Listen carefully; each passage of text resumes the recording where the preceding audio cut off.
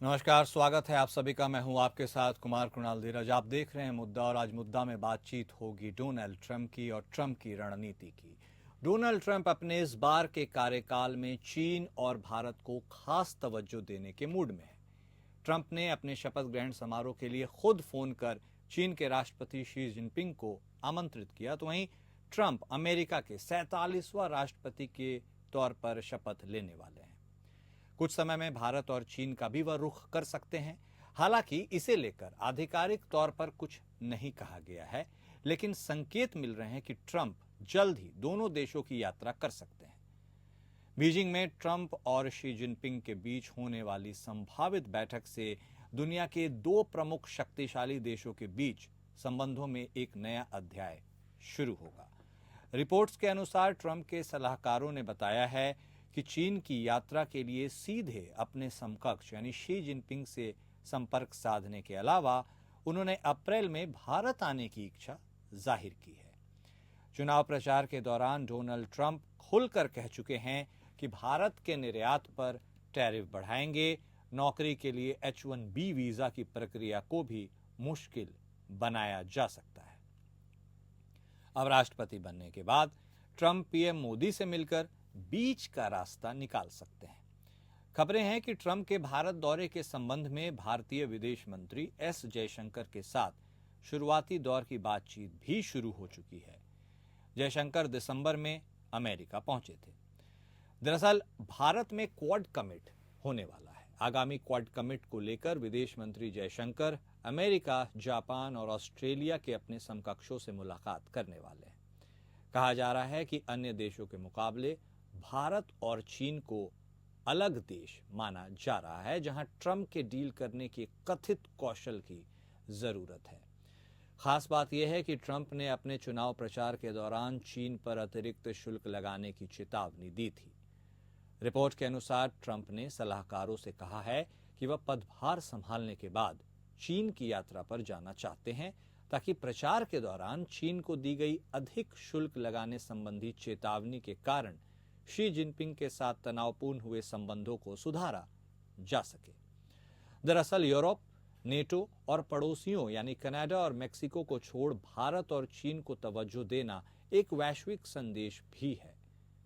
Trump ने साफ कर दिया है कि चीन और भारत उनकी विदेश नीति के एजेंडे में बेहद महत्वपूर्ण है, क्योंकि इनके जरिए ही अमेरिकी व्यापार को गति मिल सकती है।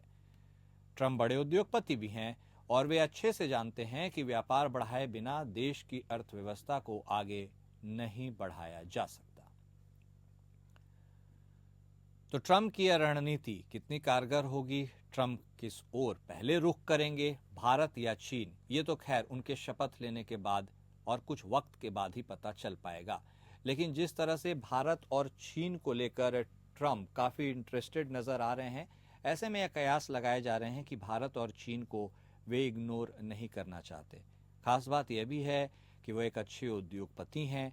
ऐसे में उन्हें पता है कि जो भी आर्थिक नीति बनाई जाएगी उससे अमेरिका के ऊपर सीधे प्रभाव पड़ेगा, और इसको वो नजरअंदाज नहीं करना चाहते।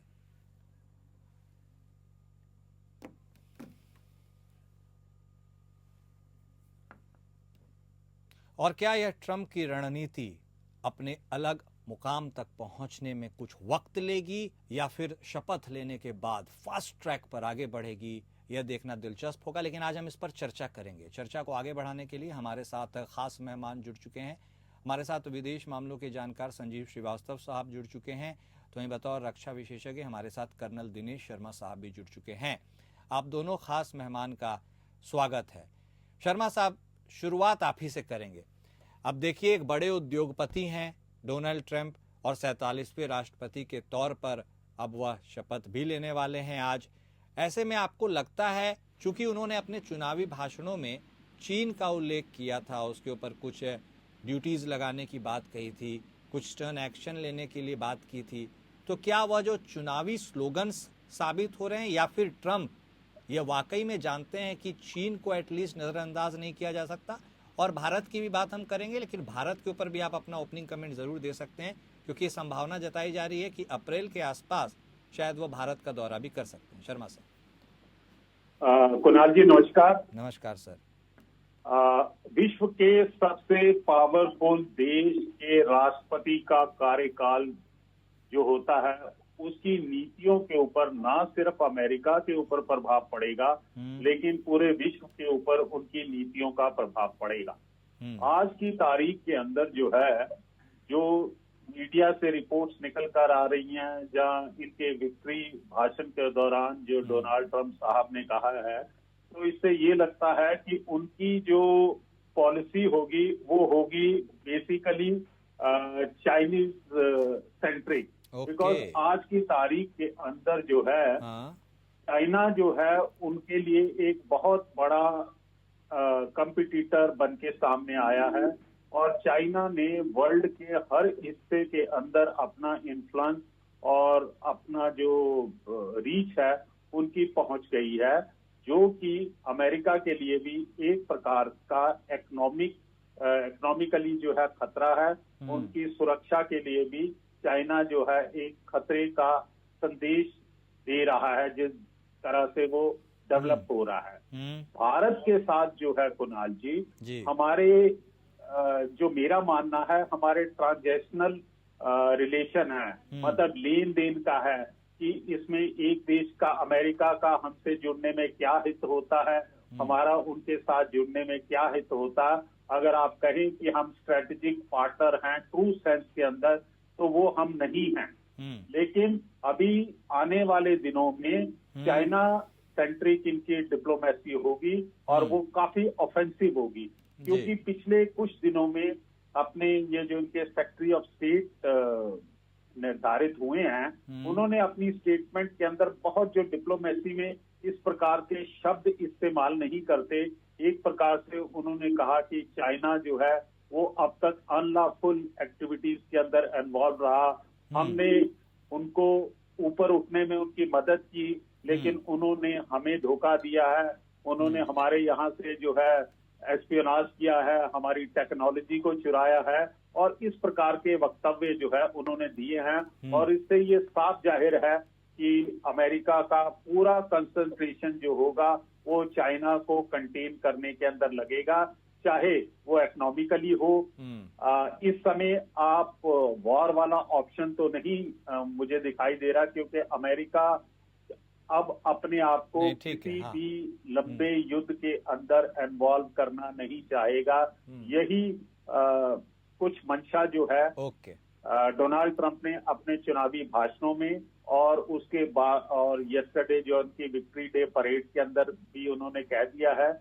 और बेसिकली जो है उन्होंने अभी उनके पूरे एफर्ट्स होंगे चाइना को कंटेन करने के लिए। ठीक है शर्मा कुणाल जी। ठीक है शर्मा साहब। श्रीवास्तव साहब, आप इस बात से इत्तेफाक रखते हैं? हम बात कर रहे हैं कि डोनाल्ड ट्रंप साहब जो अब चीन संभवतः वह जाने को इच्छुक हैं अपने शपथ लेने के बाद, ऐसे में उन्होंने अपने पूरे चुनावी कार्यक्रम के दौरान कहीं न कहीं चीन को हड़का के रखा था, इन द सेंस कि चीन के ऊपर कुछ टैक्सेस, ड्यूटीज और तमाम इस तरह की बात उन्होंने की थी, जिसका संभवतः चीन के जो राष्ट्रपति हैं शी जिनपिंग साहब, उन्होंने भी उसको लाइटली नहीं लिया था। मतलब उन्होंने एक तरह से तीखी प्रतिक्रिया दी थी, स्वाभाविक तौर पर जाहिर की ना जाहिर की वो अलग बात है। ऐसे में आप इत्तेफाक रख रहे हैं शर्मा साहब से कि वो स्टर्न एक्शन के तहत चीन को अपने बकेट में रखेंगे, या फिर ऐसा भी हो सकता है कि उन्होंने जो चुनावी स्लोगन्स दिए, जो कहा, अब उसकी खाई को पाटने के लिए वो समझ रहे हैं कि भाई चीन से बैर करके बहुत ज्यादा फायदा नहीं है, क्योंकि इंडस्ट्रियलिस्ट भी हैं ट्रंप साहब, तो उस खाई को पाटने के लिए जा रहे हैं। आपको क्या लगता है श्रीवास्तव साहब? देखिए कुणाल जी, डोनाल्ड ट्रंप का जो पूरी पर्सनालिटी है वो अनकन्वेंशनल है। वो जो राजनीतिज्ञ से ज्यादा वो एक बिजनेसमैन हैं। अपने पूरे कैरियर और अब तक की जो उनका पूरा जीवन रहा, जाहिर है कि उसमें वो बिजनेस माइंडेड अप्रोच के साथ समस्याओं और इश्यूज को डील करते हैं, जिसमें कि वो कॉस्ट बेनिफिट एनालिसिस, ट्रांजैक्शनल जो उनका अप्रोच होता है उसके आधार पर वो अपने निर्णय लेते हैं। और राजनीति में आने से पहले वो कभी भी किसी राजनीतिक पद पे नहीं रहे, और उन्होंने एक बिजनेस वर्ल्ड में बड़ी सफलताएं अर्जित की थी। वो एक डील मेकिंग के लिए जाने जाते हैं, आर्ट ऑफ द डील करके उन्होंने एक पुस्तक भी लिखी थी। और जाहिर है कि अनेक इसी तरीके के विचारों की वजह से उनकी जो शख्सियत है वो डिस्टिंक्ट हो जाती है, अनकन्वेंशनल हो जाती है। Okay. तो ऐसे में जो डोनाल्ड ट्रंप का जो अप्रोच रहता है वो अपने कॉम्पिटिटर्स और अपने एडवर्सरीज से भी एंगेज करने का होता है। और अपने पिछले कार्यकाल के दौरान उन्होंने, जैसा कि हमने देखा था कि उन्होंने नॉर्थ कोरिया के तानाशाह किम जोंग उन से भी जा करके 2 बार बातें की और यहाँ तक कि नॉर्थ कोरिया की टेरिटरी में कदम भी रखे, जो कि किसी सिटिंग यूएस प्रेसिडेंट के द्वारा ऐसा पहली बार कोई एफर्ट लिया गया था। और उन्होंने नॉर्थ कोरिया को एंगेज किया, ये जानते हुए भी कि नॉर्थ कोरिया का जो तानाशाह है वो बेहद क्रूर है और बेहद जो है विश्व की शांति सुरक्षा के लिए खतरा है। उसके बावजूद भी उसके साथ उन्होंने बातचीत की। उसी तरीके से जो वर्तमान का जो एडमिनिस्ट्रेशन है उसमें शी जिनपिंग को उन्होंने अपने शपथ ग्रहण समारोह में इन्विटेशन दिया। हालांकि शी जिनपिंग नहीं जा रहे हैं, चाइना के उपराष्ट्रपति जा रहे हैं, लेकिन चाइना के साथ वो एंगेज जरूर करेंगे। लेकिन उस एंगेजमेंट का आशय ये नहीं होगा कि वो चाइना के साथ सब कुछ बिल्कुल सामान्य कर लेंगे और चाइना और यूनाइटेड स्टेट्स ऑफ अमेरिका के बीच में कोई कंपटीशन नहीं होगा, ये बिल्कुल भी नहीं है। और United states of America China का जो चैलेंज है उसको अच्छी तरह से समझता है। डोनाल्ड ट्रंप का एडमिनिस्ट्रेशन भी उसको अच्छी तरह से समझता है। यदि पिछले मैं उनके कार्यकाल की बात करूं तो उन्होंने चाइना के विरुद्ध एक टैरिफ वॉर ही शुरू कर दिया था। इस बार भी वो अपने कैंपेन ट्रेल के दौरान टैरिफ वॉर की बातें कर रहे हैं और मेरा ऐसा मानना है कि आर्थिक विषयों पर चाइना के प्रति उनका जो रुख है वो सख्त रहेगा। और जहां तक स्ट्रेटेजिक इश्यूज हैं उसमें पिछले कार्यकाल के दौरान उन्होंने क्वाड के इनिशिएटिव को रिवाइव किया था। 2017 में क्वाड की लीडर्स की समिति उन्होंने शुरू कराई थी और अब क्वाड का जो इनिशिएटिव है वो फिर से और अधिक गहरा और मजबूत होगा। क्वाड के फॉरेन मिनिस्टर्स की एक मीटिंग भी होने जा रही है। तो इससे स्पष्ट है कि डोनाल्ड ट्रंप चाइना के चैलेंज को ध्यान में रखते हुए उसे आर्थिक रूप से और सामरिक रूप से उसके ऊपर लगाम लगाने के लिए अनेक प्रयास करेंगे, जिसमें कि वो टैरिफ और टफ इकोनॉमिक पॉलिसीज भी अपनाएंगे और साथ ही साथ क्वाड जैसे इनिशिएटिव को और गहरा करेंगे। आकुश और अन्य जो मिलिट्री अलायंसेस हैं उसको भी वो करेंगे। तो चाइना के साथ बातचीत करने का और चाइना के साथ एंगेज करने का आशय ये नहीं है कि वो चाइना को चैलेंज नहीं करेंगे। चाइना उनके लिए एक बड़ी चुनौती है और मैं बिल्कुल सहमत हूँ शर्मा साहब से कि चाइना की चुनौती को एड्रेस करना ट्रंप प्रशासन की एक बड़ी प्राथमिकताओं में एक है। और यद्यपि कि उनके साथ अन्य चैलेंजेस भी हैं। ईरान का एक बड़ा चैलेंज डोनाल्ड ट्रंप के समक्ष है और रशिया के साथ यद्यपि कि वो बातचीत की प्रक्रिया शुरू करना अवश्य चाहते हैं, रशिया यूक्रेन युद्ध समाप्त करना चाहते हैं और वो राष्ट्रपति पुतिन के साथ अपने संबंधों की कई बार उन्होंने जिक्र भी किया है। लेकिन रशिया का जो चैलेंज है वो भी यूनाइटेड स्टेट्स ऑफ अमेरिका के लिए बड़ा चैलेंज होगा, क्योंकि पुतिन बड़े महत्वाकांक्षी हैं। पुतिन कुछ ऐसे अगर उन्होंने कहीं कोई कमजोरी दिखाई, कहीं अमेरिका कमजोर पड़ता हुआ दिखा तो पुतिन उसको एक्सप्लॉइट करने से नहीं चुकेंगे, ये डोनाल्ड ट्रंप जानते हैं। और मैं कुणाल जी एक बात बहुत स्पष्ट रूप से कहना चाहता हूँ कि डोनाल्ड ट्रंप भले से ही डायलॉग और डिप्लोमेसी की बात जरूर कर रहे हैं, वो बातचीत की प्रक्रिया जरूर कर रहे हैं, चाहे वो ये चाइना के साथ इस तरीके का प्रस्ताव देना कि आप इन्विटेशन में आइए, या रशिया से बातचीत करना, रशिया यूक्रेन युद्ध को शांत कराने के लिए डायलॉग डिप्लोमेसी करना। लेकिन जो कुछ भी डोनाल्ड ट्रंप करेंगे वो पोजीशन ऑफ स्ट्रेंथ के साथ करेंगे। अमेरिका को वो नीचा दिखाने का जोखिम नहीं ले सकते, यूक्रेन को वो नीचा दिखाने का जोखिम नहीं ले सकते, अमेरिका के जो एलाइज हैं नेटो को वो नीचा दिखाने का जोखिम नहीं ले सकते, क्योंकि अमेरिका का जो एस्टेब्लिशमेंट है और नेटो का जो एस्टेब्लिशमेंट है उनके जो एलाइज हैं उसको स्वीकार नहीं करेंगे। डोनाल्ड ट्रंप स्वयं भी जो है ताकत के साथ ही वो डील करते हैं और अपनी ताकत के आधार पर ही डील करने के लिए जाने जाते हैं। और अमेरिका का मानना है कि डोनाल्ड ट्रंप का अप्रोच भले से ही ट्रांजैक्शनल हो, भले से वो डायलॉग डिप्लोमेसी पर बल देते हों, लेकिन वो अमेरिका के हितों को सर्वोपरि रखते हुए, अपने मित्रों को, अपने अलाइज और पार्टनर्स के हितों को सर्वोपरि रखते हुए आगे बढ़ेंगे और एक पोजीशन ऑफ स्ट्रेंथ के साथ, एक ताकत के साथ ही वो बातचीत की प्रक्रिया आगे बढ़ाएंगे। और अब ये देखना होगा कि ये बातचीत जो प्रक्रिया उन्होंने जो जहाँ कहीं भी वो शुरू करेंगे वो कितनी आगे बढ़ती है, और ये आसान नहीं होने जा रहा, ये मैं स्पष्ट रूप से कहना चाहता हूँ। चाहे रशिया यूक्रेन युद्ध को शांत कराने की बात हो, चाहे चाइना के साथ डील करने की बात हो, या पूरे मिडिल ईस्ट के इश्यूज को एड्रेस करने की बात हो, या रशिया यूक्रेन युद्ध को शांत कराने की बात हो, कुछ भी आसान नहीं होने जा रहा है। लेकिन डोनाल्ड ट्रंप अपनी संकल्पबद्धता के लिए जाने जाते हैं, बहुत ही शक्तिशाली व्यक्ति हैं और वो सारी समस्याओं का जो समाधान है वो उसको एक नए अप्रोच के साथ, एक ट्रांजैक्शनल अप्रोच के साथ, एक अनकन्वेंशनल अप्रोच के साथ वो डील करेंगे। और इसी वजह से, चूंकि उनके विचारों में एक नयापन है और एक नए तरीके से वो सोचते हैं, इसी वजह से अमेरिका के लोगों को भी और पूरे विश्व के लोगों को उनसे बड़ी अपेक्षाएं हैं। उन्होंने बड़े वायदे किए हैं और अभी तो एक नया वादा उन्होंने ये भी किया कि जो यूनाइटेड स्टेट्स ऑफ अमेरिका के कई महान नेताओं की हत्या हुई थी, जिसमें कि जॉन एफ कैनेडी और मार्टिन लूथर किंग जैसे बड़े नेता हैं, उनसे संबंधित जो डॉक्यूमेंट्स है उसको डीक्लासिफाई भी करेंगे, वो डीप स्टेट एलिमेंट्स को भी टारगेट करेंगे, इसकी भी बात कर रहे हैं। तो वायदे उन्होंने बहुत बड़े किए हैं, अपेक्षाएं उनसे बहुत बड़ी हैं और अब देखना होगा कि वो अपनी अपेक्षाओं पर कितना खरा उतरते हैं। लेकिन कुछ भी आसान नहीं होने जा रहा है, ये मैं स्पष्ट रूप से कहना चाहता हूँ। बिल्कुल श्रीवास्तव साहब, अब ठीक है, आपने कहा आसान नहीं होने वाला है, अब वो तो खैर देखना पड़ेगा कि होता है तो होता क्या है। अब लेकिन शर्मा साहब, सुरक्षा, वॉर, शांति, इन सब के दृष्टिकोण से आप क्या देखते हैं? इजराइल और हमास के बीच में जो संघर्ष हो रहा था, उस संघर्ष में एक विराम लगा है। ऐसे में आप इसका श्रेय आउटगोइंग प्रेसिडेंट जो बाइडेन को देंगे या इनकमिंग प्रेसिडेंट डोनाल्ड ट्रंप को देंगे? संभवतः आज तो वो शपथ ले ही लेंगे। ऐसे में किसके श्रेय को आप ज्यादा महत्वपूर्ण आंकते हैं एज फार एज सुरक्षा की दृष्टिकोण से बात करें तो? कुणाल जी, ये जो सीज फायर का प्लान है, जहाँ जो संधि के बारे में बातचीत हो रही है, इस किस्म का सेम प्लान जो है वो मई लास्ट ईयर के अंदर भी प्रेजेंट किया गया था।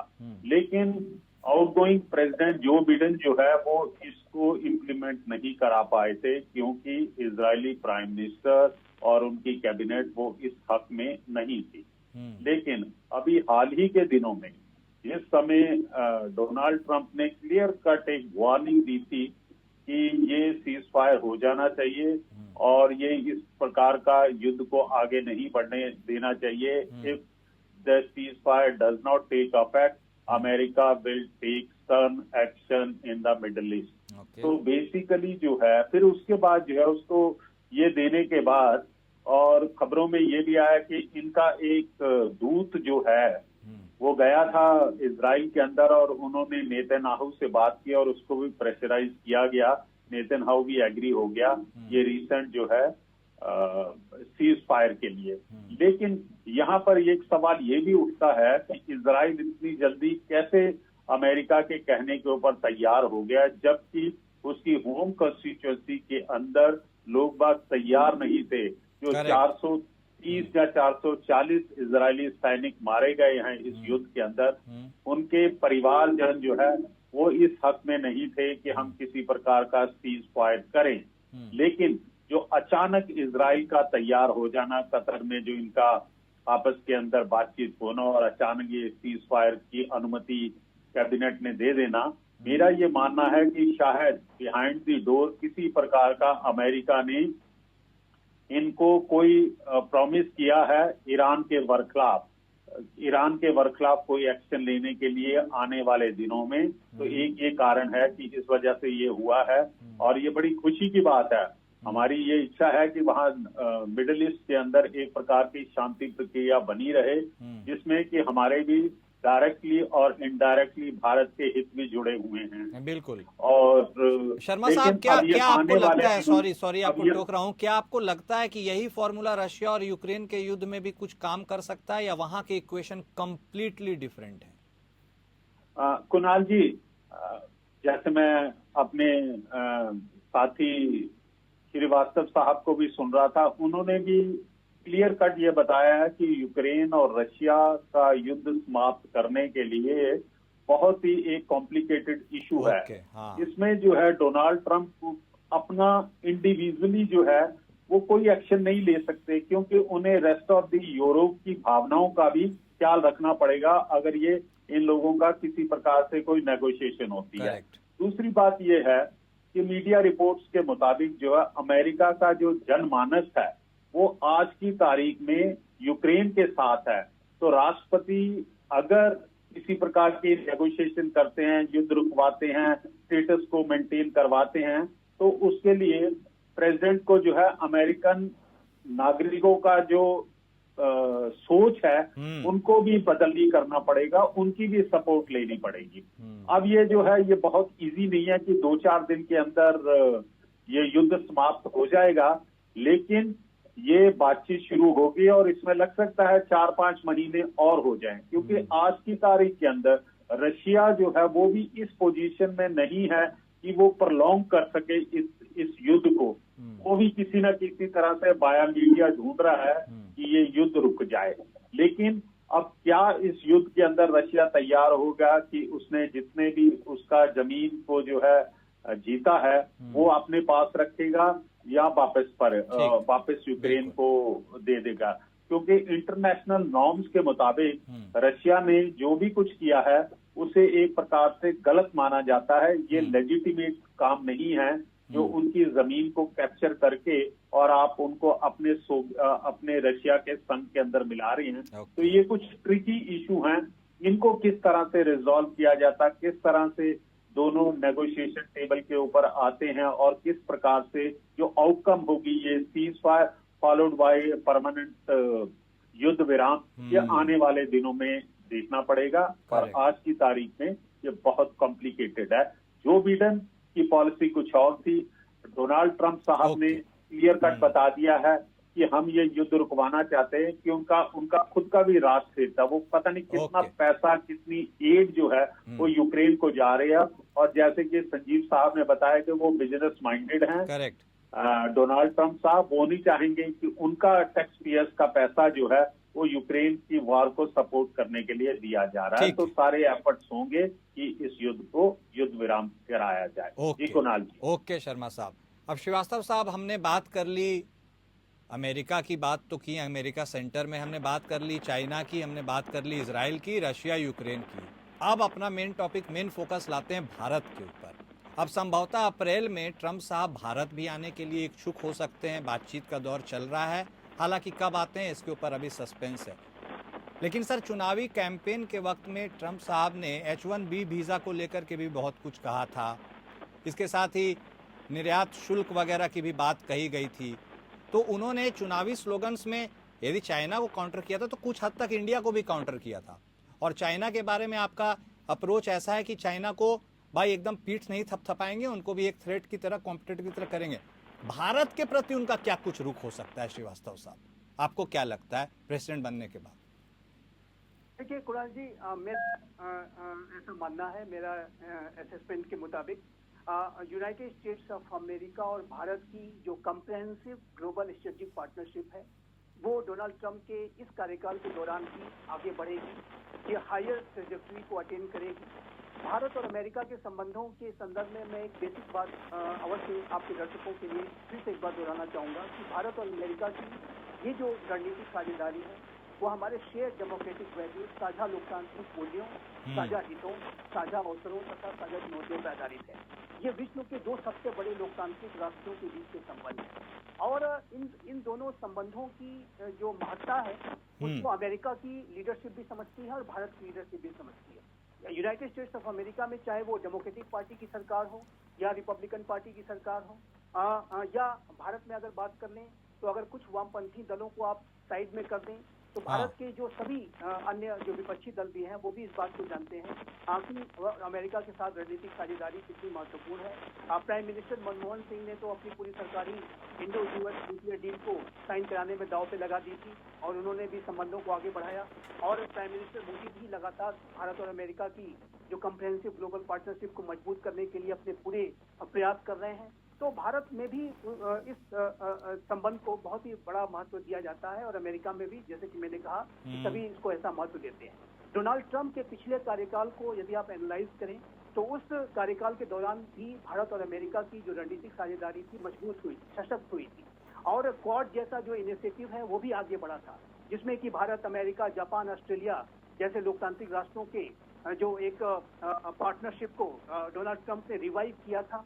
क्वाड का तो इनिशिएटिव वैसे जापान के महान नेता शिंजो एबे के गाइडेंस से आया था, लेकिन वो किसी कारणों से आगे नहीं बढ़ पाया था। लेकिन डोनाल्ड ट्रंप ने उसको 2017 में रिवाइव किया क्योंकि वो चाइना के चैलेंज को अच्छी तरह से समझते थे। तो ये जो बिल्कुल स्पष्ट है कि जो डोनाल्ड ट्रंप का जो अप्रोच है वो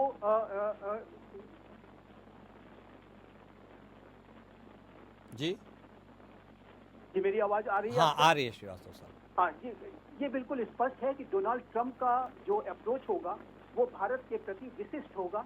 इसमें कोई दो राय नहीं है। वो भारत बाकी महत्ता को समझते हैं। भारत विश्व का, जैसे कि मैंने कहा, विश्व का सबसे बड़ा लोकतांत्रिक राष्ट्र तो है ही, विश्व की सबसे तेज गति से बढ़ती हुई मेजर इकोनॉमी है, इंडो पैसिफिक रीजन का सबसे महत्वपूर्ण लोकतांत्रिक राष्ट्र है, और पूरे इंडो पैसिफिक रीजन में एक रूल्स बेस्ड ऑर्डर को बनाए रखने के लिए, और पूरे विश्व में जो चाइना का जो चैलेंज है उसको भी डील करने के लिए भारत और अमेरिका की रणनीतिक साझेदारी बहुत ही आवश्यक है। आवश्यक ही नहीं, अनिवार्य है। और डोनाल्ड ट्रंप इस बात को समझते हैं। प्राइम मिनिस्टर मोदी के साथ उनके मित्रवत संबंध है, गहरी केमिस्ट्री है, दोनों में विचारधारात्मक समानता भी है। यदि डोनाल्ड ट्रंप अमेरिका फर्स्ट को लेकर के चलते हैं तो हमारे प्रधानमंत्री इंडिया फर्स्ट को लेकर के चलते हैं। बिल्कुल सर। और एक अंत में एक बात मैं अवश्य कहना चाहूंगा, फिर से रीएम्फसाइज करना चाहूंगा कि भारत और अमेरिका के बीच के जो संबंधों की जो सबसे बड़ी ताकत यह है कि दोनों ही लोकतांत्रिक राष्ट्र हैं, दोनों के साझा लोकतांत्रिक मूल्य हैं, साझा हित हैं। और ये जो बॉन्ड है, ये जो नींव है भारत और अमेरिका के संबंधों की, उसकी महत्ता को डोनाल्ड ट्रंप भी जानते हैं। और इसी वजह से मेरा ऐसा मानना है कुणाल जी कि भारत के प्रति उनका जो अप्रोच होगा वो एक्सेप्शनल होगा, विशिष्ट होगा, स्पेशल होगा, और वो भारत को अनेक मामलों में रियायतें देंगे। विश्व के अन्य राष्ट्रों के प्रति भले से जो उनका रुख हो, भारत के प्रति वो मित्रवत रुख अपनाने जा रहे हैं। और इस बात की संभावना दिखाई देती है कि आने वाले कुछ महीनों में वो भारत की यात्रा भी कर सकते हैं। पिछले कार्यकाल के दौरान भी उन्होंने अपनी यात्रा की थी, और भारत में जैसा भव्य स्वागत उनका मोटेरा स्टेडियम में गुजरात में किया गया था, उनका फिर से होगा। और ये संबंध जो है उनके दूसरे कार्यकाल के दौरान भी भारत और अमेरिका की रणनीतिक साझेदारी आगे ही बढ़ेगी, ये उनके पायदान पर पहुंचेगी। ठीक है, बहुत शुक्रिया सर आप दोनों का हमारे साथ जुड़ने के लिए और अपने विचार दर्शकों के सामने रखने के लिए। तो अब डोनाल्ड ट्रंप की ताजपोशी के बाद, उनके प्रेसिडेंट जिन्हें शपथ ले लेने के बाद चीन के साथ और भारत के साथ दोनों वो किस तरह से टैकल करते हैं, ये तो खैर वक्त ही बताएगा।